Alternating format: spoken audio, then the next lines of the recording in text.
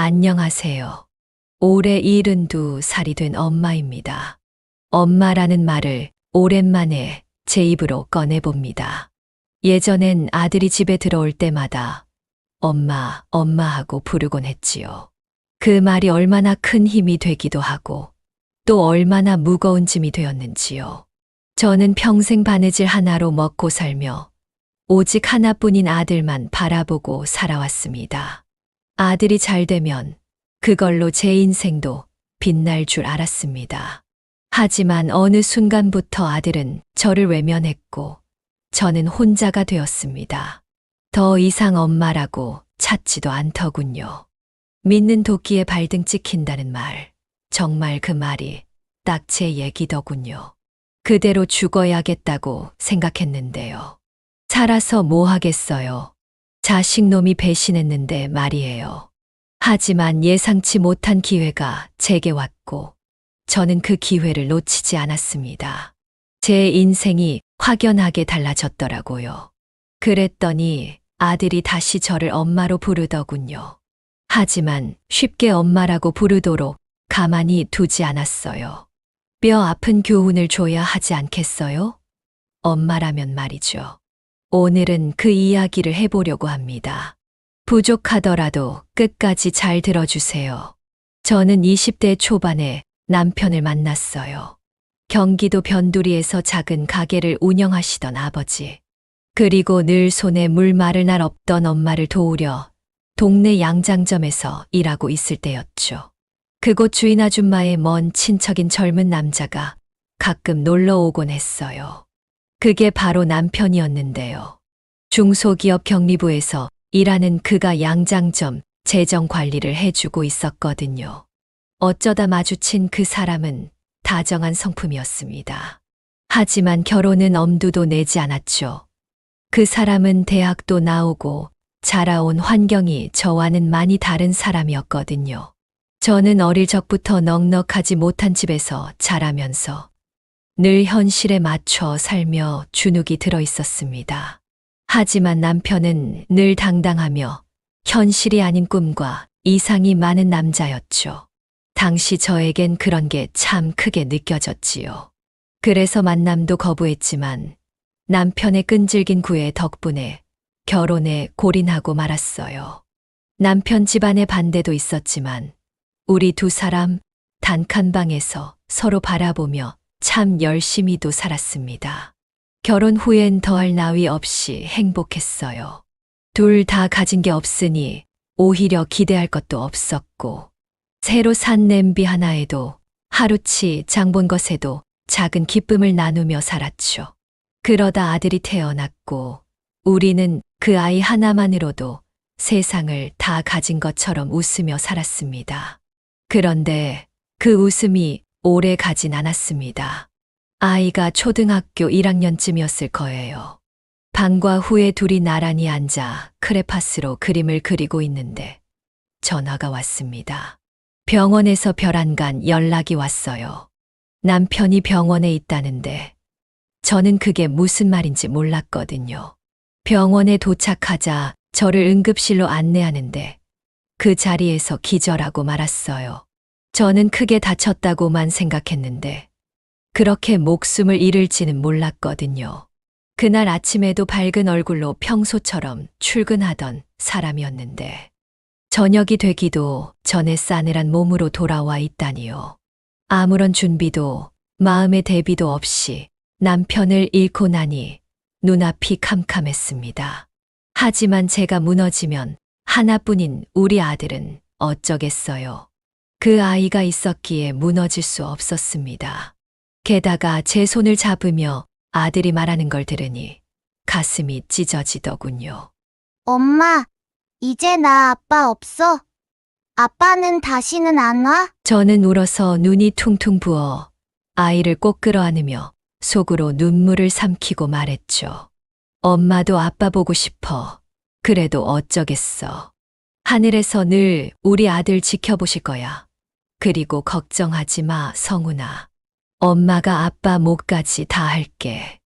엄마가 지켜줄게. 그날 이후 제 삶은 완전히 달라졌습니다.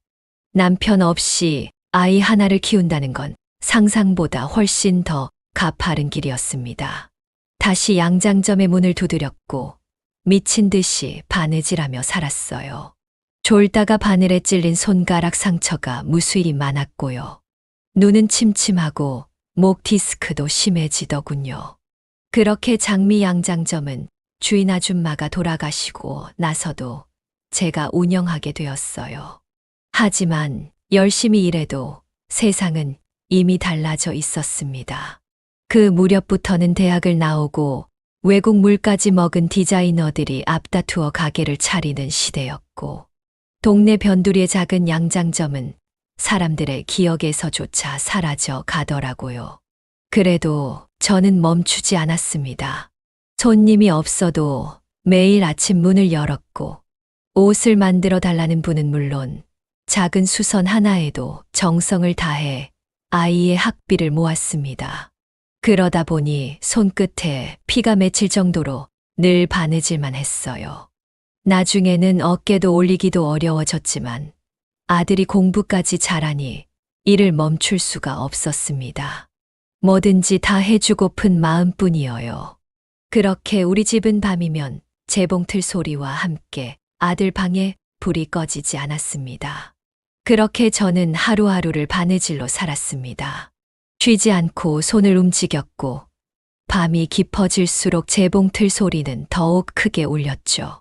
그렇게 모은 돈으로 아들을 학원에 보내고 참고서도 사주고 간식까지 챙겨가며 새벽마다 학교 앞까지 데려다 주기도 했습니다. 아이가 점점 자라 어느덧 대학 입시를 준비할 때가 되었고 저는 가진 걸 다 털어 아들의 뒷바라지를 했습니다. 학원비며 과외비까지 제 입에 들어가는 것보다 아들 문제집 하나 더 사줬어요. 다행히도 그 결과 아이는 명문대 법대에 합격했습니다. 저 남편 떠난 후에 한 번도 울지 못했는데요. 그날 펑펑 울었습니다. 봉안당으로 찾아가 남편 유골함 앞에서 얼마나 울었는지요.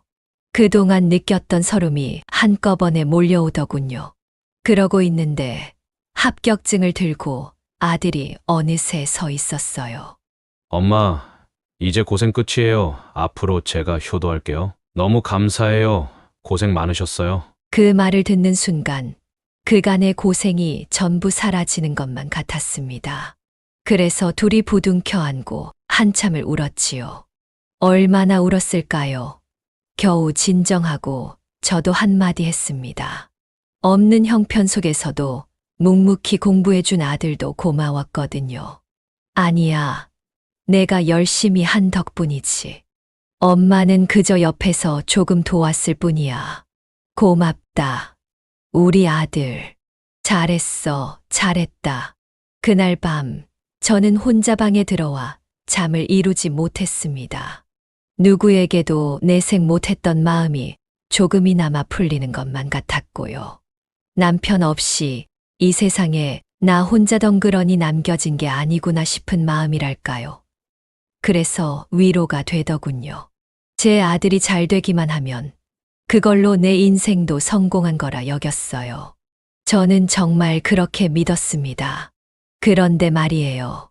법대만 들어간다고 돈 문제가 단박에 해결되지 않더군요. 여러 가지 시험을 통과하고 공부해야 법조인으로 살 수 있다고 하니 저는 더 일에 매진할 수밖에 없었습니다. 그 후로도 저는 멈추지 않았습니다. 등록금에 자취방보증금에 생활비까지 제 삶의 모든 시간과 노동은 아들이 공부하고 앞길을 열 수 있도록 바쳐졌습니다. 그리고 몇 년 뒤 아들이 변호사가 되었을 땐 제 인생도 함께 일어선 기분이었습니다. 곧이어 아들이 로펌에 취직했다며 저에게 명함을 주더군요. 변호사 김성훈이라고 적혀 있는 작은 종이를 받아드니 얼마나 가슴이 벅차오르던지요. 그 명함 한 장을 마치 보물처럼 들여다보고 또 봤습니다. 밥을 안 먹어도 배가 저절로 부를 정도였습니다. 그렇게 저는 아들을 위해 모든 걸 내어주며 살아왔습니다. 물론 아들을 키웠다고 해서 무슨 대가를 바라거나 대단한 보답을 기대한 건 아닙니다. 하지만 자식으로서 사람으로서 제 노고는 인정하고 알아줄지 알았는데요. 제가 헛된 기대를 한 것만 같아요. 어떻게 자식이 어미를 외면할까요? 함께 고생한 어미를 말입니다. 정말이지 그런 일은 제 인생에서 일어나지 않을 것만 같았습니다. 하지만 아들이 결혼한 지 불과 6개월 만에 제게는 믿기 힘든 일들이 하나둘씩 벌어지기 시작했습니다. 로펌에 취직한 아들은 몇 년 동안 변호사로 열심히 일하더군요. 그러다 거기서 만난 변호사랑 결혼까지 한다고 저한테 말을 전했어요. 처음에는 저도 그저 기쁘기만 했습니다. 어엿한 가장이 되어 좋은 사람 만나 가정을 꾸린다니 얼마나 대견하고 흐뭇했어요. 어머니, 저랑 결혼할 사람이에요. 소개하려고 데리고 왔어요. 인사해, 우리 엄마야. 안녕하세요. 어머니 말씀 많이 들었어요. 어머님이 오빠 키우느라 고생 많이 하셨죠? 이제 걱정하지 마세요. 제가 잘할게요. 며느리 될 아이는 처음 인사를 왔을 때만 해도 말투도 공손하고 얼굴에도 미소가 가득했어요. 게다가 로펌 대표의 조카라는 말에 마음이 든든해지더군요. 아, 아들이 좋은 인연을 만났구나 싶었습니다. 하지만 세상 일이 어디 그렇게만 흘러가던가요. 결혼 이야기가 오가면서 가장 먼저 나온 건 집 문제였습니다. 엄마, 예비 장모님이 그러시는데요. 그래도 결혼하려면 집은 있어야 하지 않겠냐고 하세요. 저도 너무 죄송한데 이러다가 결혼 못할 수 있을 것 같아요. 내가 뭐가 부족해서 못해. 집이 없다고, 30 초반에 집 가진 사람이 어디 있다고, 사돈을 한 번 만나야겠다. 엄마가 만난다고 해서 달라진 건 없어요. 솔직히 세은이 조건이면 저보다 더 좋은 사람 만날 수 있겠죠. 게다가 대표님이 독신이라 세은이한테 로펌을 물려준다고 하는데 저라도 뭔가 해주고 싶어요. 그러면 여기 들어와 살래? 낡은 빌라인데 잘 고치면 되지 않을까. 엄마, 어떻게 그래요? 새 집으로 가야죠. 저도 대출 받고 이 집도 팔고 하면 어느 정도 신도시에 새 아파트 구할 수 있을 것 같아요. 엄마 생각은 어떠세요? 이 집을 팔라고 아빠랑 함께 산 집이잖아. 싫으시다면 뭐 어쩔 수 없죠. 결혼을 미루자고 해야지요. 집은 제가 알아서 할게요. 그렇게 말하고 기가 팍 죽은 채 자기 방으로 들어가는 모습을 보는데 제 마음이 찢어지는 것만 같았습니다. 그동안 어디 가서 기죽지 말라고 물심양면으로 뒷바라지했는데 다 커서 저러는 걸 보니 만감이 교차했습니다. 게다가 며칠 후에는 며느리 될 아이가 찾아와 우리 아들과 결혼하고 싶다며 울먹이더군요.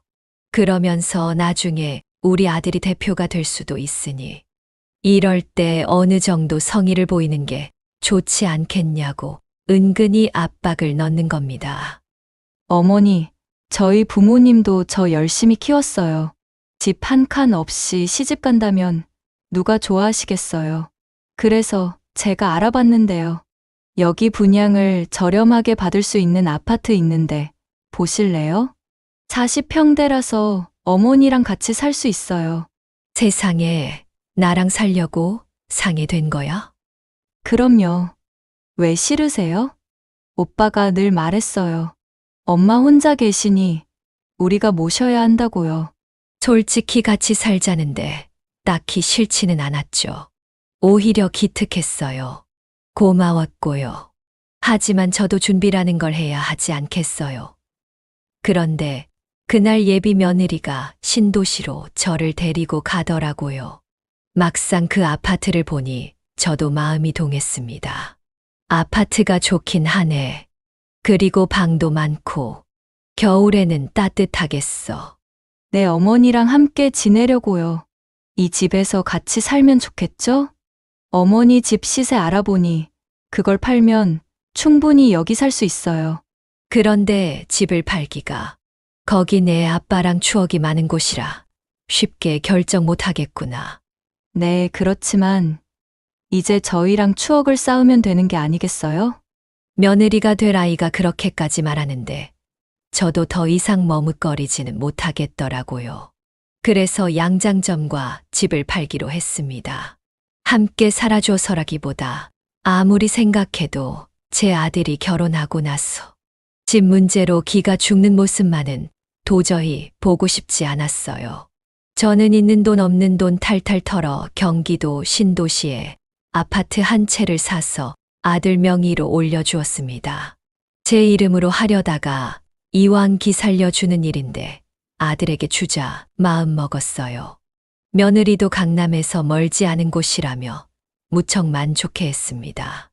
남편도 가족도 없는 세상에서 오로지 혼자 힘으로 버텨 온전 재산을 그날 아들에게 넘긴 셈이었어요. 하지만 집과 장미 양장점을 정리하던 날, 저는 세상을 다 잃는 기분이었습니다. 문을 연 지 꼭 30년이었어요. 문에 걸려있던 낡은 간판을 떼어내는데 손이 덜덜 떨렸습니다. 벽에는 햇볕에 바랜 자국이 그대로 남아 있었고 오랜 세월 제 땀과 한숨이 곳곳에 박혀 있더라고요. 특히 재봉틀 책상을 버려야 할 때는 속이 다 상하더라고요. 낡은 디자인이라 아파트와 어울리지 않는다며 아들을 버리고 가라고 하더군요. 남편이 살아있을 때 큰 나무를 사다가 손수 깎고 다듬어 만든 책상이라 정이 많이 갔어요. 조금은 투박했지만 그 위에서 저는 평생을 바느질하며 살았습니다. 남편의 손길이 남아있는 유일한 물건이었지요. 그런 추억들을 모두 두고 저는 새 집으로 떠나고 말았지요. 저의 그 허전한 마음을 아는지 아들이 다가와 제 손을 잡고 위로는 해주더군요. 엄마, 미안해요.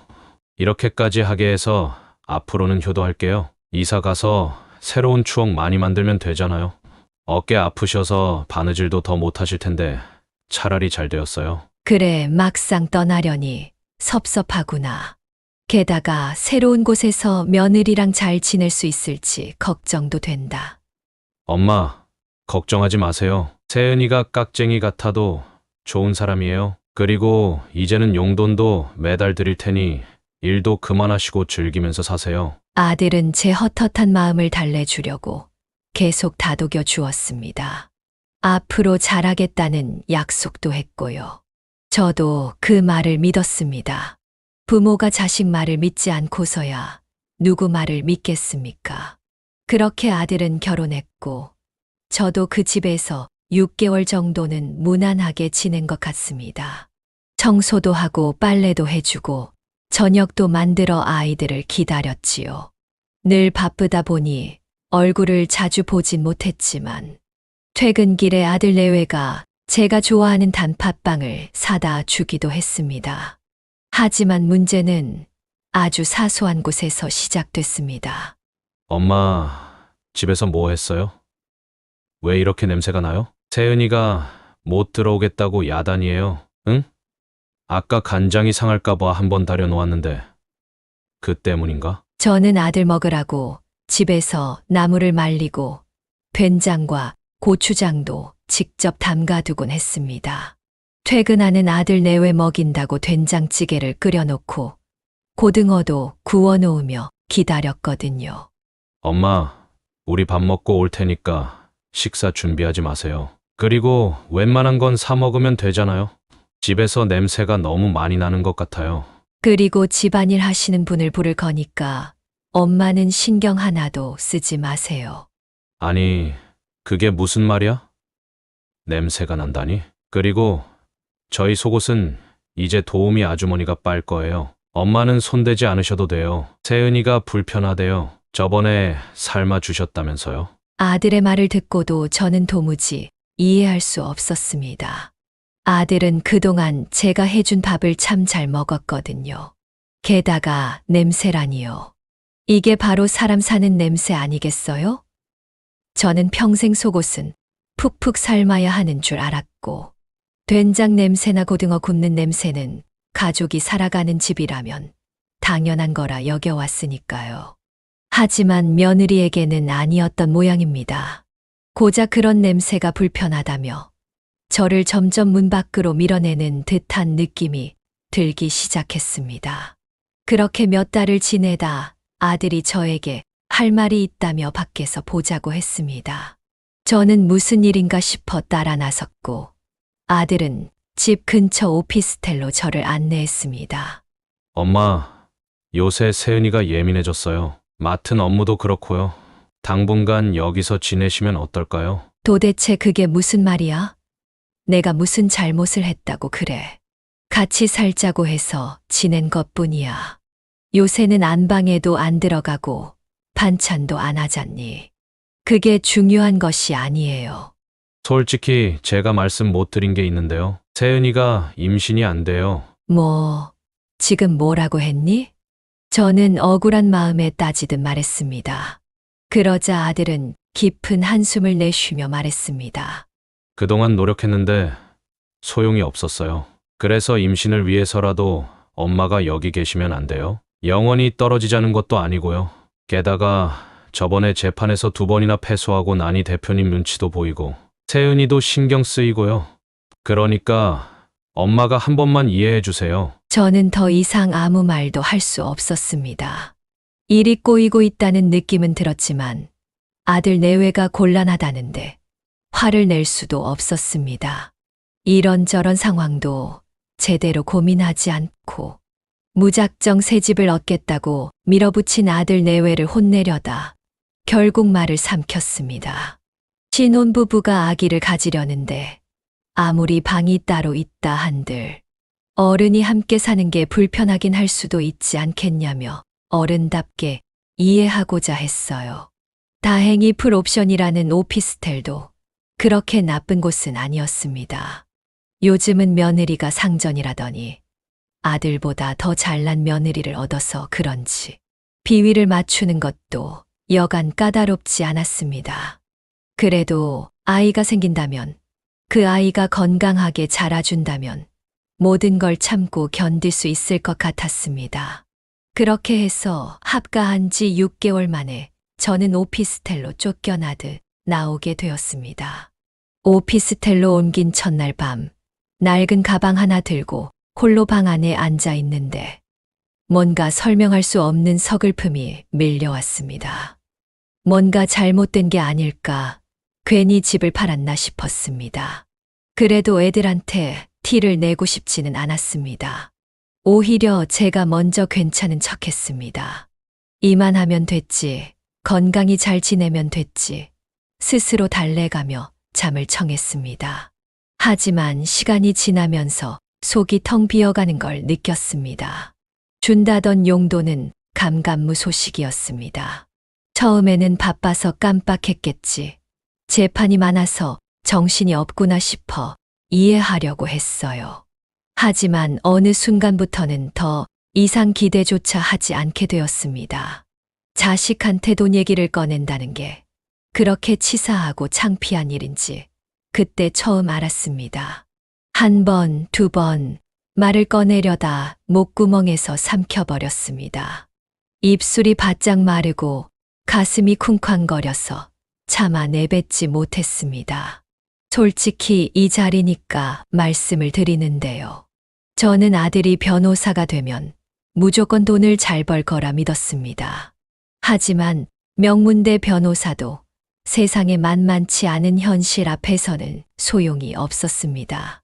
변호사도 결국 영업이고 인맥이 있어야 일이 들어오는 자리라는 걸 저는 그제야 알게 되었습니다.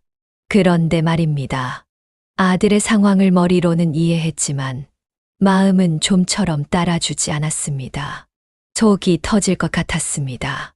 아들에게 짐이 되기 싫어 로펌에 전화 한 통 넣지 않고 찾아가는 일도 삼갔습니다. 그저 아들이 먼저 연락해 주길 바랐지요.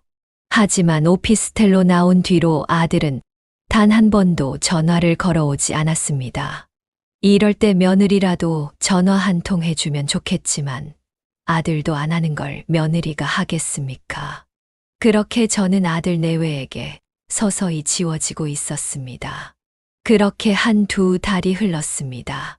자식 이기는 부모 없다고 아무리 소식이 끊기고 연락이 닿지 않아도 아들 생일이 다가오니 제 마음은 또 들썩이기 시작했습니다. 새벽부터 일어나 사고를 푹 고아 정성껏 미역국을 준비했지요.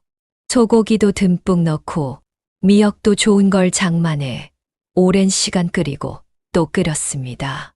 그렇게 미역국을 커다란 보온통에 담아 아들 집으로 향했습니다. 문 앞에 서니 괜히 눈물이 나려 했습니다. 이 문을 열고 나오며 웃던 아들의 얼굴이 아른거렸습니다. 저는 설레는 마음으로 배를 눌렀습니다. 그러나 아무도 나오지 않았습니다. 문득 이상한 낌새를 느꼈습니다. 할머니 비키세요? 이삿짐 들어갑니다. 네. 엘리베이터가 열리더니 짐꾼들이 이삿짐을 들고 내리더군요. 이상하다 싶어 고개를 돌리는 순간 현관문이 열렸고 안에서는 이사 온 사람들이 분주히 오가며 커튼을 다는 모습이 보였습니다. 저는 그만 손에 들고 있던 보온통을 바닥에 떨어뜨리고 말았습니다. 쿵 하는 소리가 울려 퍼지자 젊은 여자가 현관 쪽으로 나왔습니다. 할머니, 누구세요? 여기서 뭐 하세요? 아니, 여기는 내 아들 집이에요. 내 아들, 김성훈 집. 아, 집주인이 할머니 아드님이세요. 여기 아드님, 미국 간다고 하던데요. 모르셨어요? 네, 그게 무슨 소리야. 미국에 가다니요. 내 아들이요. 왜요? 왜인지는 저도 몰라요. 집주인이 전세를 놓았거든요. 미국으로 간다고 하던데요. 벌써 일주일 지났어요. 2년 있다가 다시 온다더라고요. 그러니까 가서 다시 알아보세요. 네. 하며 저를 밀치고 현관문을 쾅 하고 닫았습니다. 문이 닫히는 동시에 제 심장이 쿵 꺼지는 것만 같았어요. 미국이라니요. 아들과 며느리는 아무 말도 없이 이사 나간 것도 모자라 한국을 떠났다는 겁니까? 그제야 제 발밑에 고여있는 미역국이 보였습니다. 바닥에는 깨진 보온통 아래로 미역국이 흥건하게 퍼져 있었습니다. 그 집은 제 전 재산이었습니다. 남편 없이 평생 바느질하며 모은 돈으로 산 집. 그걸 아들 명의로 바꿔주었던 집이었는데 나에게 말 한마디 없이 이렇게 떠나버리다니요. 믿을 수가 없었습니다.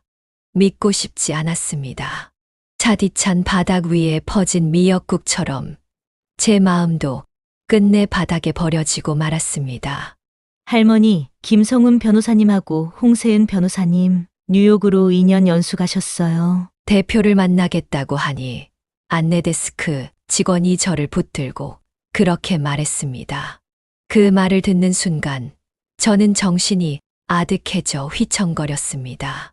그 여자까지 그 말을 하니 그제야 사실로 받아지더라고요. 얼마나 시간이 지났을까요? 정신을 차리고 보니 대표실 소파에 기대 앉아 있었습니다. 대표는 난처한 얼굴로 저를 바라보며 말했습니다. 애들이 급하게 외국으로 나갔습니다. 차동께는 이야기 안 했나 보죠? 네. 임신 때문에 오피스텔로 가라고 해서 기다리고 있었거든요. 이게 말이나 됩니까? 죄송하게 됐네요. 통화가 안 되시죠? 제가 한번 연결해 보겠습니다. 그제야 전화를 연결해 주었고 받는 사람은 며느리였습니다. 아, 어머니 오빠가 말 안 했나 봐요. 저는 당연히 아시는 줄 알고 있었어요. 저희 미국에 있다가 돌아올게요. 그런데 삼촌 회사로 가시면 어떡해요? 제가 뭐가 됩니까? 가뜩이나 저희 곱게 안 보는 사람들 많은데요. 제발 다신 가지 마세요. 네? 아드님 인생 생각 좀 해주세요. 요즘은 명문대 나오고 변호사 됐다고 성공하는 시대 아니에요. 며느리는 저를 쏘아붙이고는 제 말 한마디 들을 틈도 주지 않고 전화를 끊어버렸습니다. 대표는 회의가 있다며 급히 자리를 떴고 사무실에는 저 혼자 덩그러니 남게 되었습니다. 연수를 간 곳이 미국 어디인지 언제 돌아오는지 물어볼 사람조차 남아있지 않았습니다. 저는 터덜터덜 로펌 건물 밖으로 걸어 나왔습니다. 그때 벨이 울렸습니다. 낯선 번호, 길게 이어진 숫자들. 국제전화임이 틀림없었습니다. 바로 아들이었어요. 엄마, 저예요. 솔직히 미안해서 연수 간다는 말을 차마 못 꺼냈어요. 그래서 내일쯤 전화드리려고 했는데 거기까지 찾아가시면 어떡해요? 아무리 미안해도 말은 하고 가야지. 안 그래? 평생 미국에 사는 것도 아니고 고작 2년이에요. 아들은 너무나 태연하게 말했습니다. 조금이라도 미안하거나 당황하는 기색은 전혀 없었습니다. 저는 떨리는 목소리로 겨우 물었습니다. 그럼 나는 어떻게 살라고? 그러자 아들은 짜증 섞인 목소리로 툭 내뱉었습니다. 엄마, 그냥 알아서 하세요. 양장점 다시 열든가 뭐 하든가요. 아직 젊으신데 그 정도도 못 하세요? 제가 오피스텔로 나가시라고 할 때 알아들으셨어야죠. 저를 꼭 나쁜 아들로 만들어야겠어요? 제가 그냥 내쫓은 것도 아니고 오피스텔 얻어드렸잖아요. 뭐, 너 지금 나 버리는 거야? 그런 거야, 맞지? 버리는 게 아니라 떠나는 거예요. 그리고 집은 솔직히 아버지 재산이니까 제가 갖는 건 당연한 거고요. 나중에 또 연락드릴게요. 어머니, 잘 계시면 또 만날 수 있어요. 저 여기서 꼭 성공할 거예요. 아시겠죠? 그 말을 듣는 순간 저는 모든 걸 깨달았습니다. 이제 이 아이는 내 아들이 아니구나. 더는 내 품 안에 있는 아이가 아니구나 하고 말입니다. 언젠가 멀어질 수 있다고 생각했는데 이렇게 빨리 올 줄은 몰랐어요. 그런데 더 비참한 건 그 다음이었습니다. 오피스텔을 얻어준 것도 겨우 3개월짜리 단기 계약이었어요. 알고 보니 며느리 이름으로 계약이 되어 있었더군요. 이 고약한 것이 저를 아예 내쫓을 작정이었던 모양입니다. 발신인 번호를 도로 눌러서 아들에게 전화를 걸어도 로펌 회사에 연락해도 더는 연결이 되지 않았습니다. 결국 관리실에서 퇴거 통보가 왔고 저는 며칠 만에 오피스텔을 나와야 했습니다. 수중에 남은 돈은 300만 원이 전부였습니다. 원래 살던 동네로 돌아가려 했지만 300으로는 새방 하나 얻을 수 없었어요. 그래서 어쩔 수 없이 짐을 싸들고 찜질방을 전전하게 되었습니다. 밤마다 구석진 자리를 찾아 몸을 웅크렸고 새벽이면 쫓겨나듯 찜질방을 나서야 했습니다. 자돈댁 연락처는 알 턱이 없었고 아들은 연락이 끊겼고 믿었던 로펌마저 이미 이전의 자취를 감춰버렸습니다. 살기 위해 옷수선이라도 하려 했지만 세상은 이미 변해 있었습니다. 누구도 낡은 옷을 고쳐 입지 않았습니다. 그냥 새 옷을 사 입더군요. 며칠 동안 전단지를 돌리며 발품을 팔아봤지만 돌아오는 건 아픈 몸뚱아리뿐이었어요. 이미 병든 몸은 뜻대로 따라주지 않았습니다. 밤마다 바늘을 쥐던 손은 떨리고 오래 서 있으면 허리가 아파 주저앉기 일쑤였습니다. 그런데 사람이 그렇게 나빠지면 안 좋은 일이 더 생기는 건가요? 어느 날이었습니다. 찜질방 구석에서 웅크리고 잠이 들었던 밤 새벽녘에 문득 깨어보니 가슴팍에 꼭 끌어안고 있던 지갑이 사라지고 말았습니다. 처음에는 꿈인가 싶어 손을 더듬었지만 주머니에도 가방에도 아무것도 남아있지 않았습니다. 멍해진 머리로 자리 주변을 이잡듯 뒤졌지만 지갑은 없어졌고 남은 건 낡은 가방 하나뿐이었습니다. 그 지갑에는 300만 원과 그리고 남편과 아들이 어릴 때 찍은 빛바랜 사진 한 장이 들어 있었습니다. 돈이야 그렇다 쳐도 사진마저 사라졌다는 사실에 가슴이 찢어지더군요. 경찰에 신고해도 CCTV 사각지대라 찾을 수 없다는 겁니다. 그날 저는 처음으로 찜질방 문 앞에 서서 하염없이 울었습니다. 소리 내지도 못하고 그냥 눈물만 뚝뚝 떨어졌습니다. 그렇게 몇 시간을 서 있다가 결국 아무 일 없었던 것처럼 다시 낡은 여행 가방 하나만 들고 밖으로 나왔습니다. 친척에게 알리고 싶지도 않았습니다. 예전 동네 사람들에게도 마찬가지였습니다. 도와달라고 손을 내밀면 그래도 몸 하나 누일 방은 마련해 줄 사람들이었지만 그렇게 하면 아들은 뭐가 되겠습니까?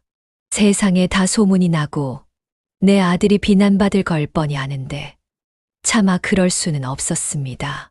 그래서 무작정 찜질방을 나온 저는 작은 여행 가방 하나만 들고 공원 벤치에 앉아 밤을 보냈습니다. 처음에는 믿기지 않았습니다. 이불 한 장 없이 가로등 불빛 아래서 몸을 웅크린 채 밤을 지새워야 한다는 게. 하지만 사람은 참 간사하더군요. 절망도 반복되면 무뎌지는 법이었습니다. 그렇게 저는 점차 노숙 생활에 익숙해졌고 아들과 남편의 얼굴도 애써 지워버렸습니다.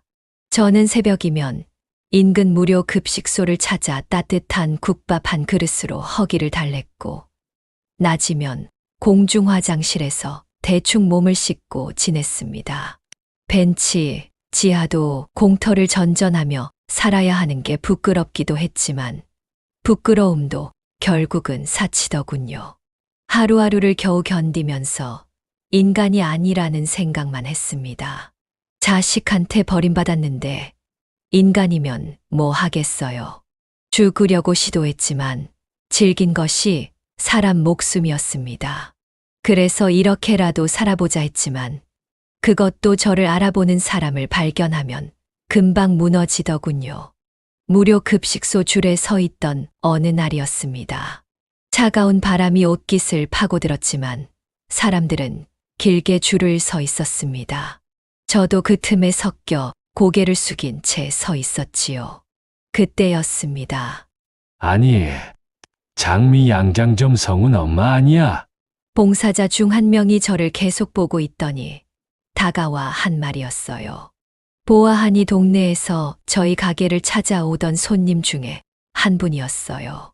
순간 등줄기에 식은땀이 흘렀습니다. 고개를 획 돌려 외면했지만 이미 늦었습니다. 그 사람은 주저없이 제 손목을 덥석 잡았습니다. 저는 황급히 고개를 젓고 말했습니다. 아닙니다. 사람 잘못 보셨어요. 그러나 그는 놓아주지 않았습니다. 손목을 꼭 잡은 채 저를 빤히 바라보며 말했습니다. 아니야. 박씨 맞아. 코 옆에 점도 있네. 여기서 뭐 하는 거야? 그 말에 가슴이 쿵 하고 내려앉았습니다.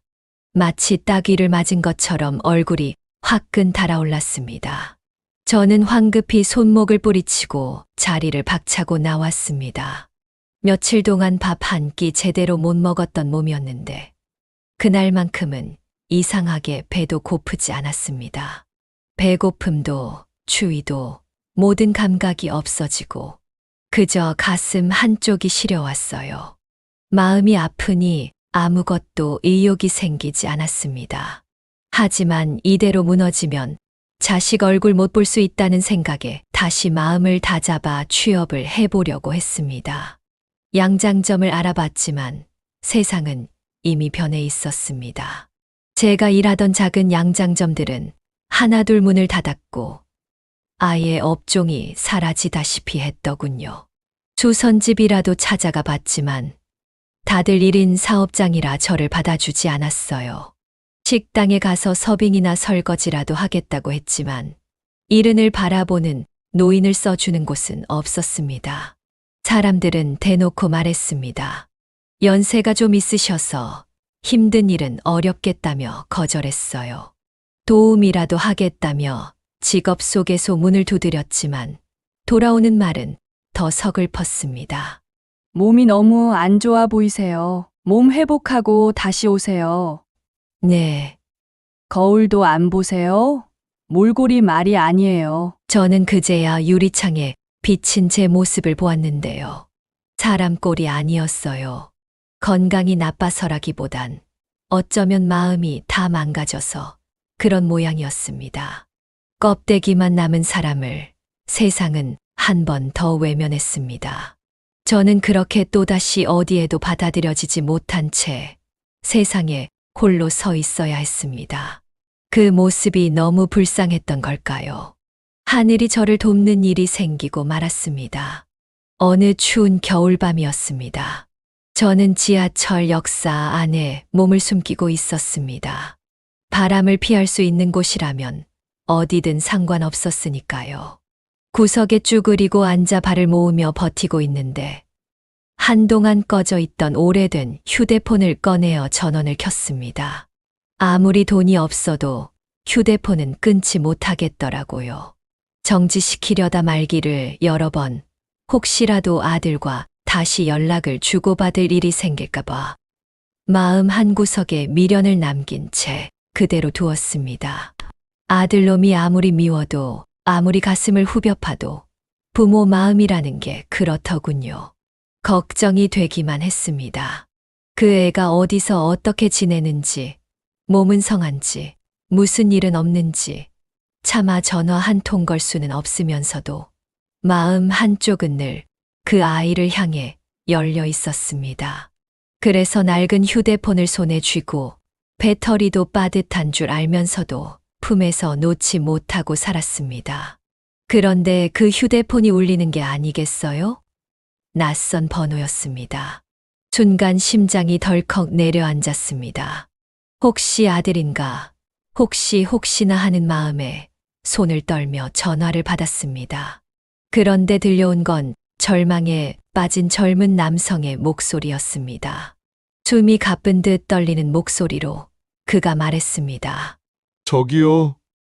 죄송한데, 저 지금 너무 힘들어요. 살려주시면 안 될까요? 박 사장님. 진짜 한 번만 도와주세요. 남자의 절규가 제 가슴을 세차게 때렸습니다. 참 웃기지요. 제가 해야 할 말을 그 남자가 대신하는 것만 같았습니다. 저는 누구세요? 라는 말 대신 무심결에 뭐가 그렇게 힘드냐고 물었습니다.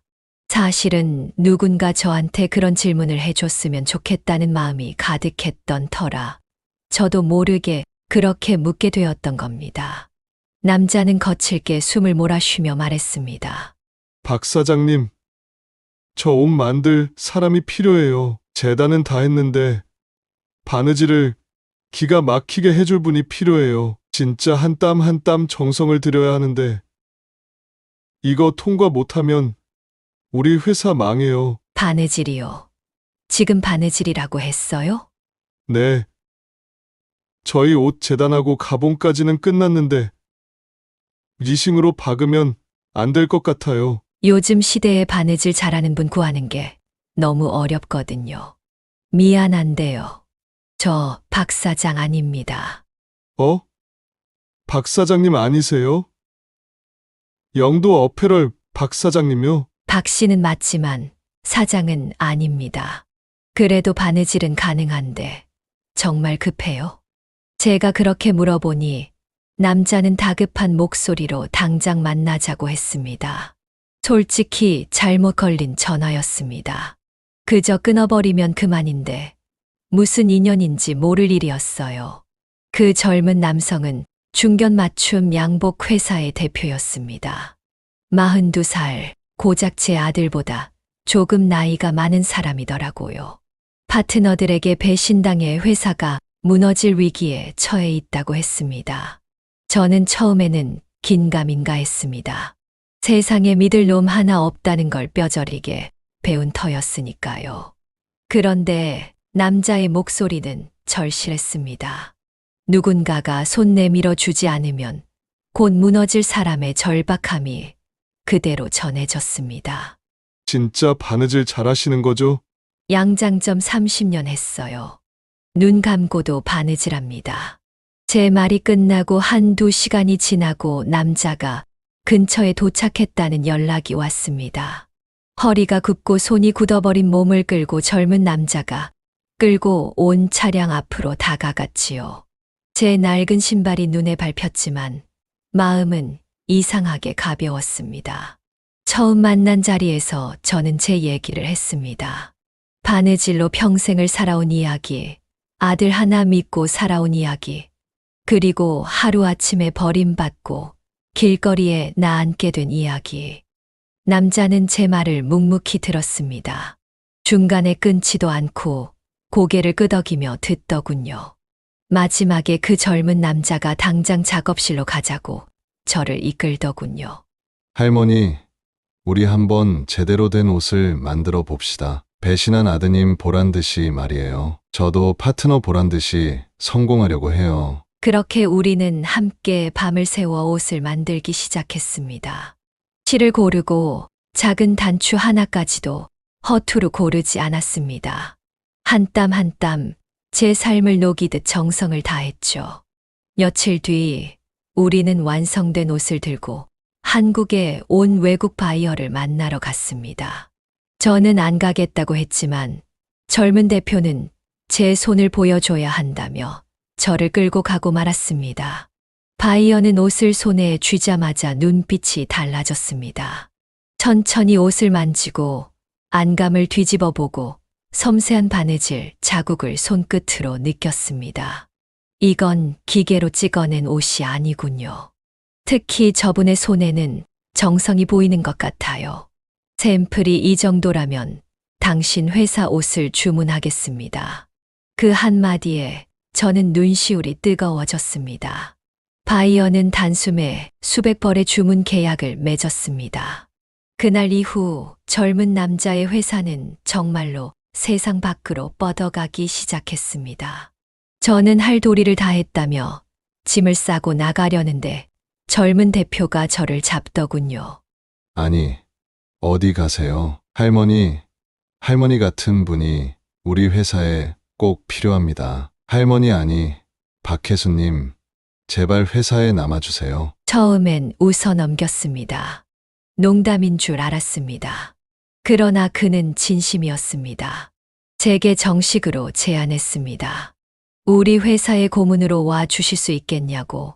30년 양장점 경험이 우리 맞춤 양복 브랜드에는 보석 같은 자산이라고 말이죠. 저는 망설였습니다. 나 같은 늙은이를, 쓸모없는 사람을 왜 굳이. 젊은 인재 많잖아. 쓸모없다니요. 박혜순 씨 인생이 얼마나 값어치 있는데요. 제 회사에는 박혜순 씨의 정성이 필요해요. 꼭 도와주세요. 저는 그의 진심 어린 말에 결국 회사에 남기로 수락했습니다. 아무것도 가진 것 없는 제게 다시 손을 내밀어준 사람을 위해 남은 힘을 다해보기로 했습니다. 그리고 정말 기적이 일어나기 시작했습니다. 젊은 남자가 실수로 잘못된 번호를 누른 순간부터 어쩌면 모든 게 예정된 일이었는지도 모릅니다.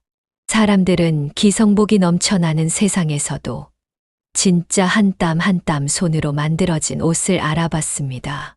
회사는 빠르게 성장했습니다. 국내 시장을 넘어 일본, 중국, 유럽까지 진출했지요. 저는 그저 묵묵히 바늘을 들고 바느질만 했을 뿐인데 말입니다. 손으로 만든 우리 양장점 매장마다 사람들은 길게 줄을 섰습니다. 고운 손으로 천을 고르고 한 땀 한 땀 바느질하는 장인의 모습을 보기 위해 일부러 가게를 찾아오는 이들도 생겼습니다.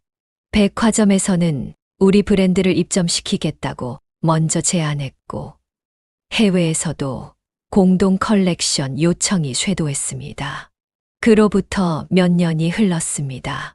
저는 이제 남편이 남긴 집을 다시 찾아왔습니다. 이제 매일 아침 기사님이 데리러 오는 차를 타고 회사로 출근합니다. 회사 브랜드의 고문으로 하루하루를 성실히 살아가고 있습니다. 젊은 대표는 제 아들을 찾아주겠다고 했지만 저는 아직 때가 아니라 했습니다. 소문에는 아들의 상황이 좋지 않다던데 저는 외면했습니다. 성공하니 알겠더군요. 스스로 서야 한다는 것을. 누구도 대신해 줄 수 없는 길임을 뼈저리게 깨달았기에 아들을 그대로 내버려 두기로 했어요. 그날도 평소처럼 집 앞 골목에서 회사를 향해 데리러 올 차를 기다리고 있었습니다. 그때였습니다. 골목 한쪽에서 누군가 허겁지겁 달려오는 모습이 보였습니다. 비틀거리는 걸음, 꾀죄죄한 얼굴, 주머니를 뒤지며 허둥대는 손짓. 그 모습은 단번에 알아볼 수 있었습니다. 아들이었습니다. 다 잃고 껍데기만 남은 채 돌아온 내 아들이었습니다. 엄마, 죄송해요. 지금 찾아왔어요. 정말 죄송합니다. 내가 미쳤나 봐요. 아들은 길바닥에 무릎을 꿇었습니다. 아스팔트 위에서 바지에 먼지가 묻는 것도, 사람들이 쳐다보는 것도 신경 쓰지 않고 울먹이며 말하더군요. 그러니까 제발 저 한 번만 도와줘요. 제발 도와줘, 엄마. 몇 년 만에 다시 만난 아들은 더 이상 내가 알던 아들이 아니었습니다. 미국으로 떠났던 그 애는 결국 모든 걸 잃고 빈털터리로 돌아온 거였습니다. 보아하니 미국에서 아내가 바람이 났다고 했습니다. 단순히 눈이 맞은 게 아니라 더 좋은 조건의 남자에게 넘어갔다더군요. 성공한 변호사, 돈 많고 배경 좋은 남자였답니다. 아들은 그걸 견디지 못하고 주먹을 썼고 결국 미국 구치소 신세를 졌습니다. 한때 잘 나갔던 내 아들이 먼 타국에서 징역을 살았다니 어이가 없더군요. 그 후에는 이혼 소송에서도 처참하게 무너졌다고 했습니다. 변호사였던 아들이 변호사 하나 제대로 쓰지 못하고 패소한 거였습니다. 한국으로 돌아와 다시 개업을 해보려 했지만 이미 세상은 아들을 받아주지 않았대요.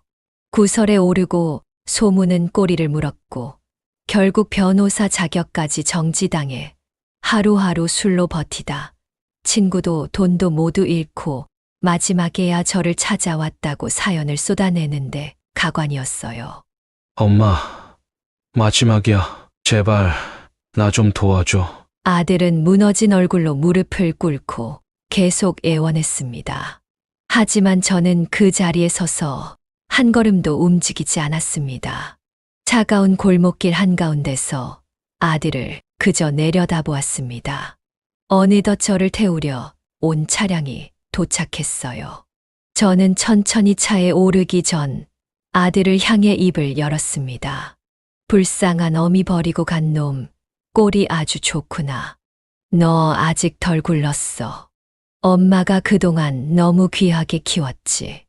더 굴러봐라. 2번 다시 내 앞에 나타나지 마라. 도와달라니. 내가 노숙자로 얼어 죽었으면 찾아오지도 않았겠지. 그렇게 말을 뱉고는 미련 없이 차에 올랐습니다. 100미러 너머로 아들의 작아진 뒷모습이 보였습니다. 울부짖던 그 어깨가 손짓이 점점 멀어지고 흐려졌습니다. 그러나 저는 끝까지 고개를 돌리지 않았습니다.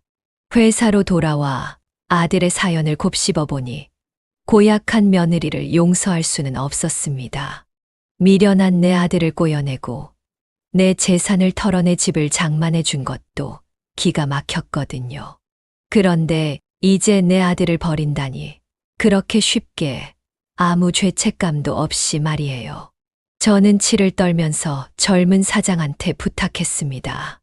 다행히 사장은 미주 지역까지 사업을 확장해 두었기에 며느리와 새 남편을 찾는 건 어렵지 않았습니다. 복수는 간단했어요. 그저 사실만 말하면 그만이었습니다. 남의 가정을 파탄낸 불륜녀. 게다가 그 여자는 과거에 시어머니를 버리고 미국으로 떠났다는 걸로도 복수는 충분했어요. 불륜으로 가정을 깬 사람들, 믿을 수 없는 인간들이라는 풍문은 미국 한인 사회에 퍼졌고 그들은 한인을 상대로 변호일을 하기에 새 남편은 한인 사회를 상대로 변호사를 하는 사람이었기에 그 이야기는 치명적이었습니다. 결국 얼굴을 들고 다닐 수도 없게 만들었다고 전해 들었습니다. 나중에는 명함 한 장 제대로 내밀지 못하고 사건 하나 맡지 못하고 그렇게 무너져 간다고 하던데요. 그러니 며느리 집안에서도 난리가 난 모양이었습니다. 대표와 안사돈이 전화를 걸어왔지만 저는 받지 않았습니다. 예전에 제가 애타게 아들을 찾을 때 외면한 사람이니까요. 대표가 우리 회사에 찾아왔다기에 회사 경비원을 시켜 질질 끌어냈습니다. 제가 이렇게 성공할 줄은 아무도 몰랐을 겁니다. 그리고 저는 더 이상 아들만 바라보는 엄마가 아니었어요. 남들과 제 성공을 나누고 싶어서 회사 수익으로 벌여진 노인 지원 재단을 설립했어요. 저 같은 난관에 빠진 노인들을 돕고 싶었습니다. 자식놈한테 전 재산을 주고 버림받은 사람들 말이에요. 저처럼 세상의 외면 속에 홀로 남겨진 이들에게 다시 살아갈 힘과 따뜻한 손길을 건네고 싶었습니다. 누구에게도 외롭지 않은 마지막 인생을 선물하고 싶었습니다. 그 마음을 이어 시니어 장인 육성 프로그램도 만들었습니다. 제2의 인생을 꿈꾸는 노년층에게 새로운 기회를 열어주고 싶었거든요. 그렇게 세월이 흘러 제 70번째 생일을 맞이한 날, 회사 직원들과 재단 수혜자들이 모두 모여 저를 엄마라 부르며 축하했어요. 비록 아들은 없지만 새 아들딸이 생긴 겁니다. 혈연이 아닌 마음으로 맺어진 진정한 가족. 저는 마침내 행복한 제2의 인생을 살아가기 시작했습니다. 나중에 아들도 제가 만든 재단에서 일하기 시작했어요. 봉사부터 하라고 저는 험한 일을 시켰습니다. 그렇다고 아들을 용서한 것은 아니에요. 일단 지켜보기로 했습니다. 물론 아들놈한테는 제가 번 돈 한 푼도 안 줄 겁니다. 제가 죽기 전에 다 쓸 거예요. 그리고 아들을 편하고 따뜻하게 품어주지 않으렵니다.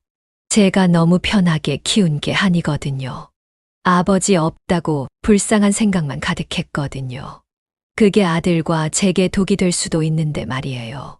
지금까지 제 이야기 들어주셔서 감사합니다.